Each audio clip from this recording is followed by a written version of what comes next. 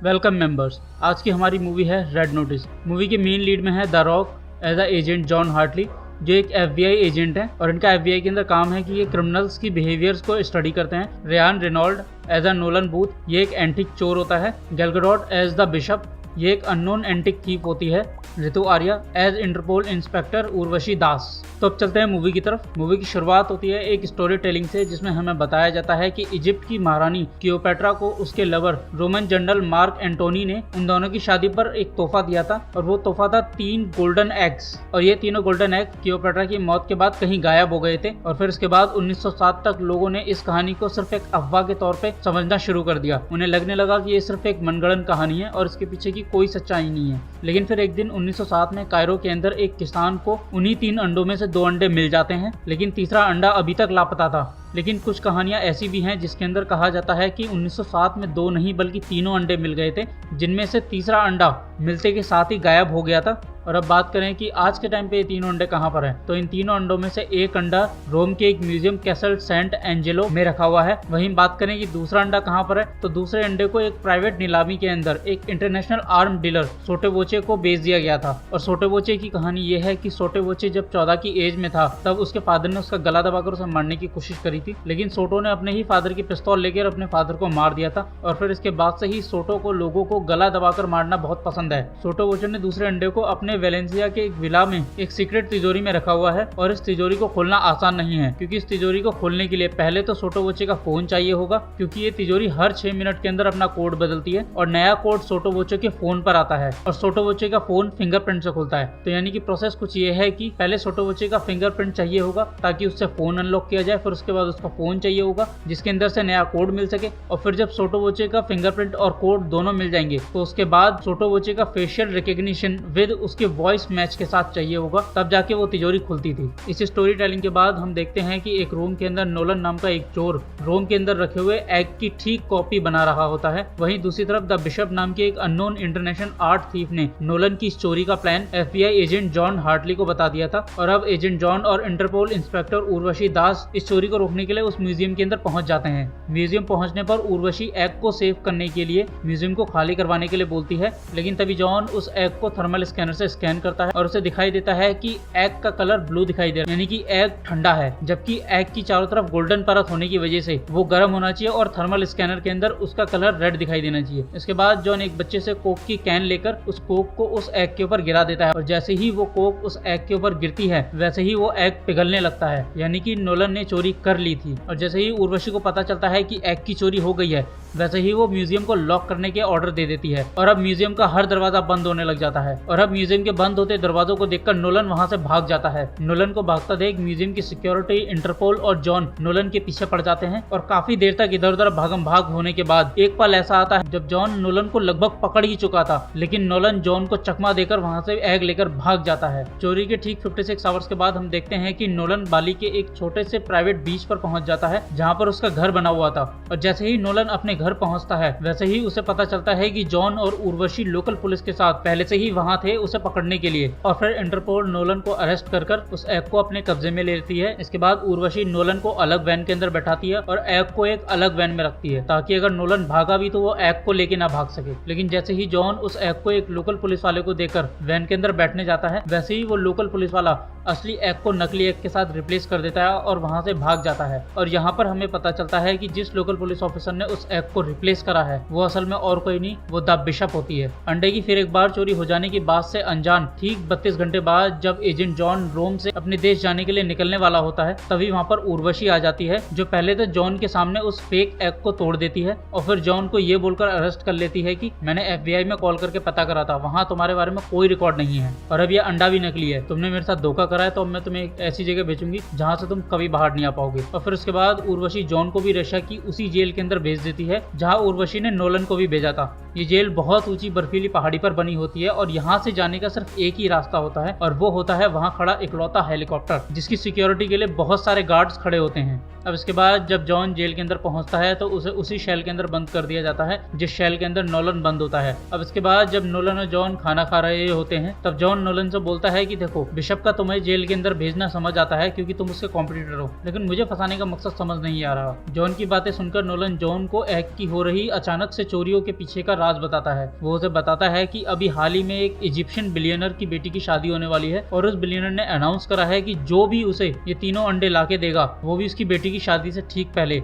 वो उसे 300 मिलियन देगा इनाम में। लेकिन कहानी में ट्विस्ट ये है कि 2 अंडे तो पता है कि कहाँ पर हैं और उन्हें चोरी करना ज्यादा मुश्किल भी नहीं है, लेकिन तीसरा अंडा किसी को नहीं पता। और जब तक तीनों अंडे नहीं मिलेंगे तब तक कोई पैसा नहीं, यानी कि 2 अंडों की कोई इज्जत नहीं है। तीनों अंडे चाहिए तभी 300 मिलियन मिलेंगे और इन्हीं 300 मिलियन के लिए सारी भागम भाग हो रही है। और वो अपनी बेटी को ये तीनों अंडे इसलिए गिफ्ट देना चाहता है क्योंकि उसकी बेटी का नाम भी क्लियोपेट्रा है। अब एक एग तो बिशप के पास है और दूसरा एग सोटोवोचे के पास है, लेकिन तीसरा एग नहीं पता कि वो कहाँ पर है, लेकिन कोई नहीं, उसको भी ढूंढ लेंगे। अब पहले तो मैं यहाँ से निकलूंगा और फिर सोटोवोचे के घर पर जाकर वो दूसरा अंडा चुराऊंगा और फिर उसके बाद बिशप से पहला अंडा लूंगा और फिर देखूंगा कि तीसरा अंडा कैसे ढूंढना है। ये सब जानने के बाद जॉन नोलन को बोलता है कि देखो, मुझे एग में कोई इंटरेस्ट नहीं है, मुझे बस बिशप चाहिए क्योंकि मैं बिशप को पकड़कर अपनी बेगुनाही साबित करना चाहता हूँ। इसके बाद हम देखते हैं कि नोलन मजाक मजाक के अंदर जेल के सभी कैदियों को खाना खाते हुए बता देता है कि जॉन एक FBI एजेंट है। और जैसे ही सबको ये बात पता चलती है कि जॉन एक पुलिस वाला है, वैसे ही उन सभी कैदियों में से एक हट्टा कट्टा कैदी आके जॉन से लड़ने के लिए आ जाता है और फिर वो जॉन के साथ लड़ाई शुरू कर देता है। जॉन और उस हट्टे कट्टे आदमी को अलग करने के लिए जैसे ही वहाँ पर सिक्योरिटी गार्ड आते हैं, वैसे ही सब लोग शांत हो जाते हैं और फिर जॉन और नोलन को उनके जेल के अंदर बंद कर दिया जाता है। और अब जैसे ही नोलन और जॉन शैल के अंदर जाते हैं, वैसे ही जॉन नोलन का गला पकड़ लेता है और बोलता है कि ऐसा फिर कभी मत करना। और फिर इससे पहले कि जॉन कुछ और कर पाता नोलन के साथ, इतने में ही वहाँ पर गार्ड्स आ जाते हैं और वो बोलते हैं कि चलो हमारे साथ, तुम्हें कैप्टन से मिलना है। और अब नोलन और जॉन एक कमरे के अंदर होते हैं और उनके सामने चेयर पर बैठी है एक लेडी जिसका नाम कैप्टन है। लेकिन तभी हमें दिखाई देता है कि ये कैप्टन नहीं, ये तो बिशप है।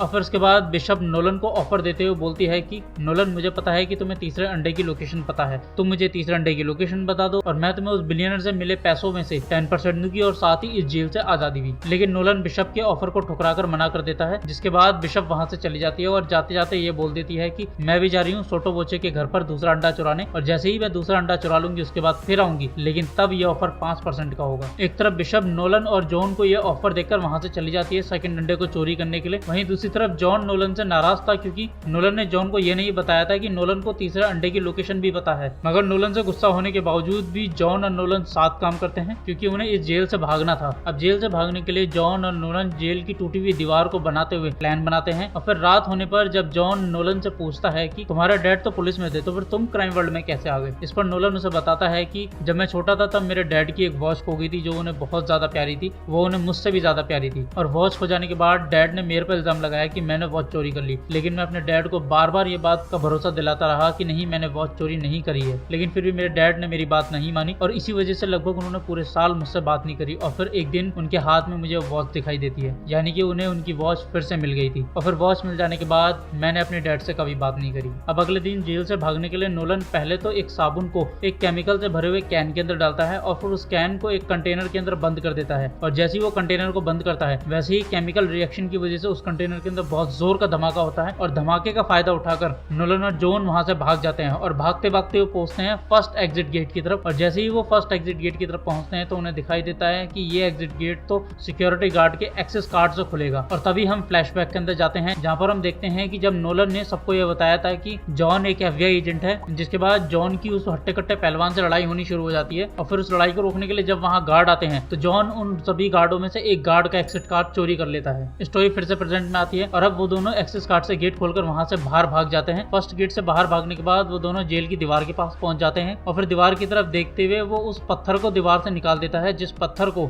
जॉन ने एक चट्टान को टिकाने के लिए लगाया था। और जैसे ही वो पत्थर हटता है, वैसे ही दीवार का वो छेद जो जॉन और नोलन ने भरा था वो एकदम से खुल जाता है। और फिर उसके बाद वो दोनों उसी होल के जरिए वहां से भाग जाते हैं और वहां से भागते भागते वो हेलीकॉप्टर तक पहुंच जाते हैं और बड़ी मुश्किल से सभी सिक्योरिटी गार्ड वालों से लड़ते लड़ाते उन्हें चकमा देते हुए हेलीकॉप्टर के अंदर बैठकर वहां से निकल जाते हैं। इन दोनों के भागते ही बिशप उर्वशी को सोटो के विला के कोऑर्डिनेट्स भेज देती है और साथ ही उस मैसेज के अंदर लिखा होता है कि कल रात 8 बजे। वहीं दूसरी तरफ जॉन और नोलन के एक दोस्त तांबे के प्राइवेट जेट के अंदर सोटो की होने वाली पार्टी को अटेंड करने के लिए निकल जाते हैं। जब वो दोनों जेट के अंदर होते हैं, नोलन सोटो के घर के अंदर की पूरी सिक्योरिटी की इन्फॉर्मेशन देता है और साथ ही उस सिक्योरिटी के लूप होल्स भी बताता है, और साथ ही वो एक सॉफ्टवेयर के जरिए ये दिखाता है कि किस तरीके से वो वहां पहुंचने के बाद फेशियल रिकॉग्निशन को चीट करेंगे और फिर उस तिजोरी को खोल के वहां से वो अंडा लेकर निकल जाएंगे। अब इसके बाद हम देखते हैं कि सोटो की पार्टी में नोलन एक वेटर बनकर आया था, वहीं जॉन, बिशप और उर्वशी गेस्ट बनकर आए हुए थे। अब इसके बाद जॉन सोटो के फोन को लेने के लिए बिशप के साथ डांस करने लगता है, और जैसे ही सोटो की नजर इस बात पर पड़ती है कि उसकी पार्टी की सबसे खूबसूरत लड़की के साथ कोई और डांस कर रहा है, वैसे ही सोटो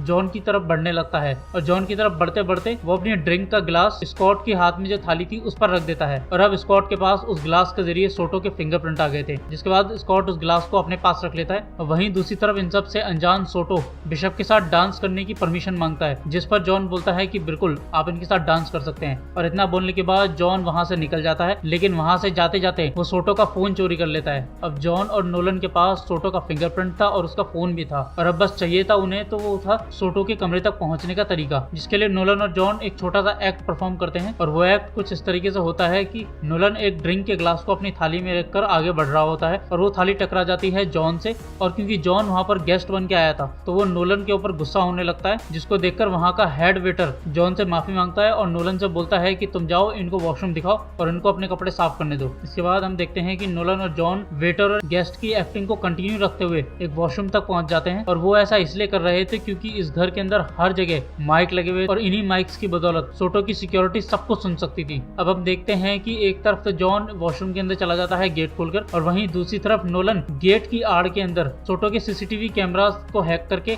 उनकी फुटेज को रिप्लेस कर देता है। और अब फुटेज रिप्लेस हो जाने के बाद जॉन और नोलन सोटो की फिजिकल सिक्योरिटी को चकमा देकर सोटो के रूम में घुस जाते हैं। और अब प्लान के अकॉर्डिंग नोलन पहले तो उस गिलास से सोटो का फिंगरप्रिंट लेता है, और फिर उस फिंगरप्रिंट से फोन को ओपन करके उस फोन के अंदर जो नया सिक्योरिटी कोड था उस कोड को उस तिजोरी के अंदर डाला जाता है, और जैसे ही वो कोड तिजोरी के अंदर डलता है वैसे ही नोलन उस सॉफ्टवेयर का इस्तेमाल करके फेशियल रिकॉग्निशन सॉफ्टवेयर को चीट कर देता है, और अब तिजोरी का दरवाजा खुल गया था। और जैसे ही वॉल्ट का दरवाजा खुल जाता है वैसे ही सोटो की सिक्योरिटी को अलर्ट पहुंच जाता है, और अब सोटो की सिक्योरिटी देखती है कि सोटो तो लोगों से बात कर रहा है, तो फिर वॉल्ट के अंदर कौन है। और किसी बड़ी प्रॉब्लम का अंदेशा होते ही सोटो की प्राइवेट सिक्योरिटी सोटो को सब कुछ बता देती है, और फिर सोटो अपने गार्ड्स के साथ अपने रूम की तरफ बढ़ चलता है। एक तरफ सोटो अपने रूम की तरफ आ रहा था, वहीं दूसरी तरफ सोटो के रूम में उर्वशी भी आ गई थी, और अब वो जॉन और नोलन को अपने आप को कानून के हवाले करने को बोलती है, लेकिन जॉन और नोलन उर्वशी को चकमा देकर उस तिजोरी के अंदर घुस जाते हैं और तिजोरी का गेट बाहर से बंद कर लेते हैं। और अब जॉन और नोलन के सामने था वो दूसरा अंडा, और जैसे ही नोलन उस अंडे को उठाने के लिए आगे बढ़ता है वैसे ही जॉन और नोलन और उस अंडे के बीच उर्वशी आ जाती है। उर्वशी पहले से ही उस तिजोरी के अंदर थी, और फिर उसके बाद जॉन और नोलन और उर्वशी के बीच बहुत लंबी चौड़ी फाइट होती है। कई सारी चीजें इस फाइट की वजह से टूट भी जाती हैं, लेकिन आखिरकार इस फाइट को बिशप ही जीतती है, और फिर बिशप उन दोनों को हथकड़ी लगा के वहीं लेटा देती है। और जैसे ही वो उन दोनों को वहां लेटाती है वैसे ही वहां पर सोटो आ जाता है, और सोटो के आते ही इन दोनों को पता चलता है कि बिशप ने पहले ही सोटो के साथ डील कर ली थी, और साथ ही 300 मिलियन वाला खेल भी बता दिया था, जिसके बाद सोटो और बिशप ने आपस में पार्टनरशिप कर ली थी। अब इसके बाद हम देखते हैं कि सोटो की प्राइवेट सिक्योरिटी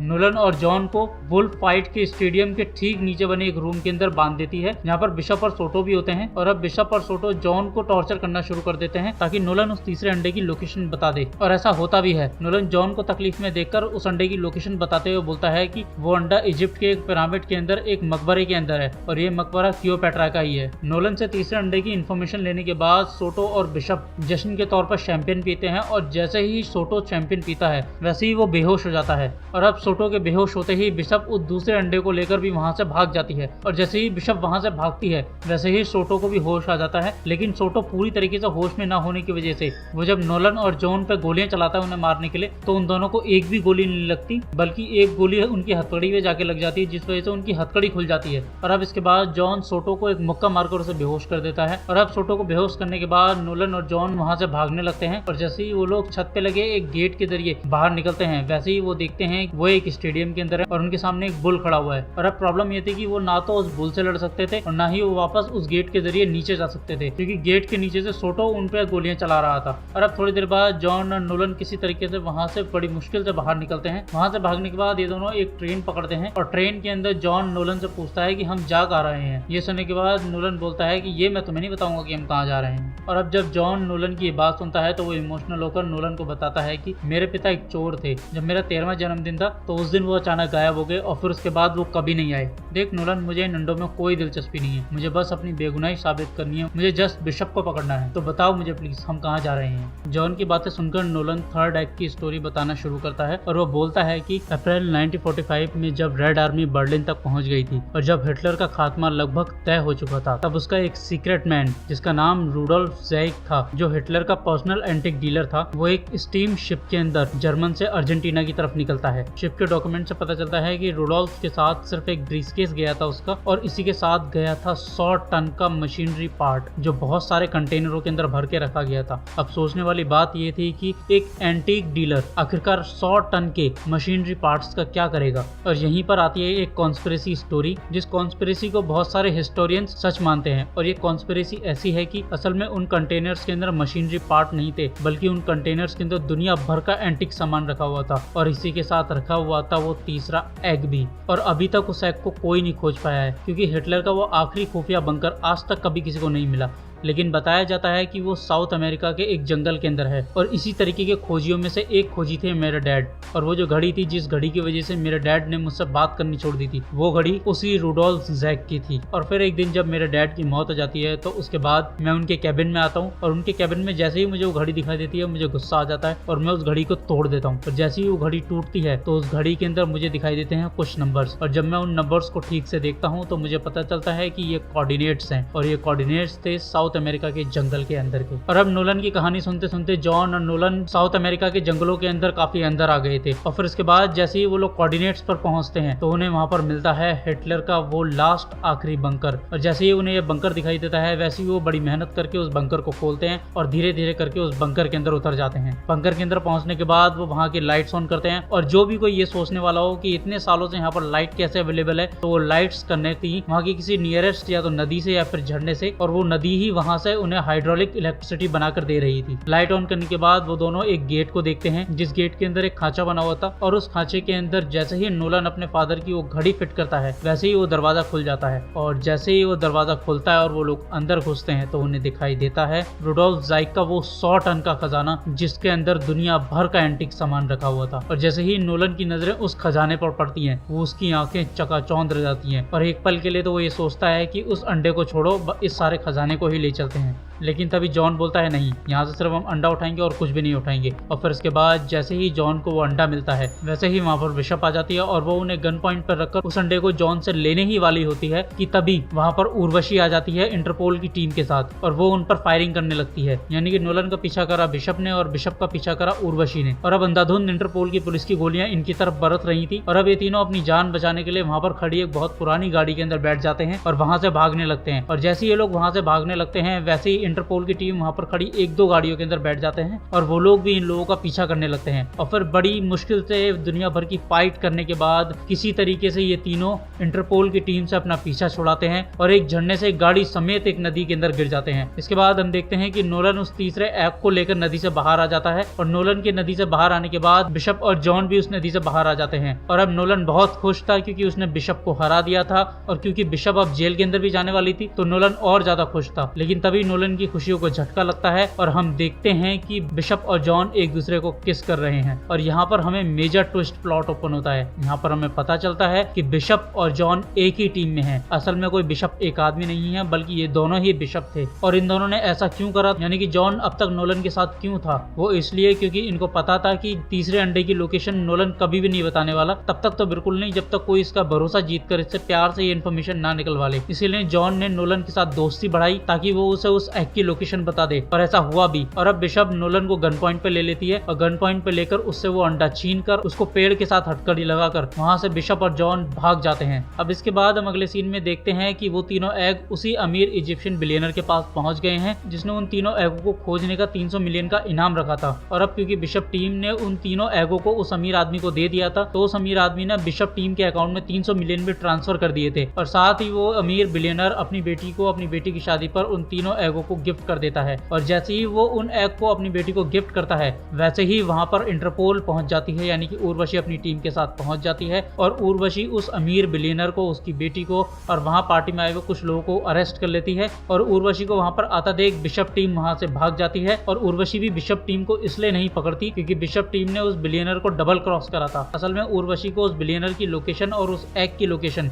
बिशप टीम ने ही दी थी। अब इसके बाद हम देखते हैं कि ठीक 6 महीने बाद सर्दिनिया के समुद्र के अंदर एक बोट तैर रही है और उस बोट के आसपास जॉन और बिशप एंजॉय कर रहे हैं। और जैसे ही जॉन और बिशप समुद्र के अंदर से नहाकर अपनी बोट के अंदर वापस आते हैं तो वो देखते हैं कि उनकी बोट पर नोलन है। और जैसे ही जॉन नोलन को देखता है वो उसे धमकाते हुए बोलता है कि तुम यहाँ से चले जाओ या फिर मैं तुम्हें सबक सिखाऊंगा। ये सुनने के बाद नोलन मुस्कुराते हुए बोलता है कि मैं तो यहाँ पर 2 दिन से था और मैं यहाँ से चला जाऊंगा, बस तुम मेरे साइड की हैप्पी एंडिंग तो सुन लो एक बार। और फिर इसके बाद नोलन अपने साइड की कहानी सुनाना शुरू करता है। वो बोलता है कि जब तुमने मुझे उस पेड़ के साथ बांधा तो उर्वशी ने मुझे अरेस्ट करके वापस से एक भयानक जेल के अंदर भेजने का इंतजाम कर दिया था, लेकिन फिर भी मैं जेल के अंदर जाने से पहले वहां से भाग गया। और वहां से भागने के बाद जैसे ही तुमने उस बिलियनर को डबल क्रॉस करके पैसे लिए और उस बिलियनर को जेल भिजवाया, वैसे ही मैंने तुम्हारे सीक्रेट अकाउंट की डिटेल उर्वशी को सेंड कर दी, जिस अकाउंट के अंदर तुमने 300 मिलियन रखे हुए थे, और उर्वशी ने उस अकाउंट से 300 मिलियन साफ कर दिए। और जैसे ही जॉन को ये बात पता चलती है कि उनके अकाउंट के अंदर एक भी पैसा नहीं है तो वो अपने अकाउंट चेक करता है और वहां पर 0 नंबर दिखाता है। अब इसके बाद नोलन बोलता है कि तो अब उर्वशी यहाँ पर थोड़ी देर में आने वाली है, क्योंकि मैंने उसे तुम्हारी लोकेशन दे दी है, और क्योंकि अब तुम कंगाल हो तो मेरे पास तुम लोगों के लिए एक काम है जिसके लिए 3 चोरों की जरूरत पड़ेगी, एक मैं हूँ और 2 तुम हो। तो अब तुम्हारे पास 2 ऑप्शन है, या तो तुम मेरे साथ मिलकर वो चोरी को अंजाम दोगे जिसमें तुम्हारा प्रॉफिट है, तुम्हें पैसे भी मिलेंगे बहुत सारे, या फिर तुम उर्वशी की टीम के जरिए अरेस्ट होकर जेल में रह सकते हो। नोलन की बात सुनकर जॉन को गुस्सा आता है और वो उसे वहां से जाने को बोलता है, लेकिन बिशप जॉन को रोकते हुए बोलती है कि देखो समझदारी से काम लो, इसका प्लान अच्छा है और हमारे पास पैसे भी नहीं है, तो अच्छा यही रहेगा कि हम इसके साथ काम करें और पैसे कमाएं और यहाँ से निकल सकें। जॉन बिशप की बात को मान जाता है और फिर इसके बाद हम देखते हैं कि थोड़ी देर बाद जब उर्वशी उस बोट पर पहुंचती है तो वहां पर कोई भी नहीं होता, और एक तरफ खाली बोट को देखकर उर्वशी इन तीनों के नाम पर इंटरनेशनल रेड नोटिस निकाल देती है। वहीं दूसरी तरफ ये तीनों अगली चोरी करने के लिए लॉवरे म्यूजियम की तरफ बढ़ने लगते हैं और इसी के साथ ये मूवी खत्म हो जाती है।